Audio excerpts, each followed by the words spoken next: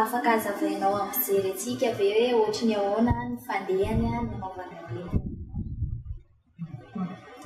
andraisiny voalohany indrindra zany aloha misaotra amin'ny fitibitika nandray anahy dia misaotra madama indrindra satria izy nanabiso kely ahy nanao an'ilay zavatra fa izaho dia tena feno poinoara mihitsy ny tarehako tena betsaka ilay izy fa tsy kely fa tena be dia be dia amin'izao fotoana nefany a hitako hoe fa madio tsara ilay izy.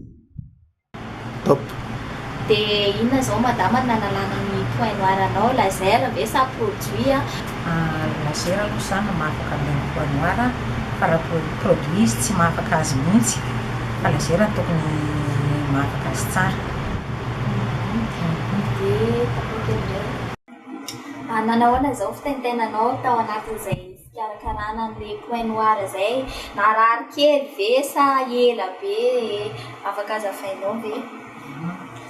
Le nanalana li zany aloha nieritreretiko zany hoe laser zany zavatra hafa be nieritreretiko an'izany natahotra ihany ahako nefa moa no efa natao le izy zany zavatra tsisy atahorana le izy fa azo atao tsara ny marary izy tsy marary izy fa vonona fotsiny rehefa tsy marary izy.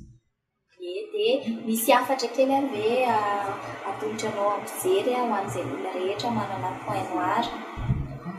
Antsika tsy ho an'ny poinoara rehetra ihany zany no tiako teneny neto fa ho antsika vehivavy indrindra mba afaka mikarakara vatana mikarakara tarehy indrindra eo amin'ny mahalafo mahavehivavy antsika dia tokony anatona foana zany an'itony botika itony ohatran'izao fa mety tsara ilay izy sady mahatsara ihany koa e mety ny fandraisana koa zany a tsara dia tsara.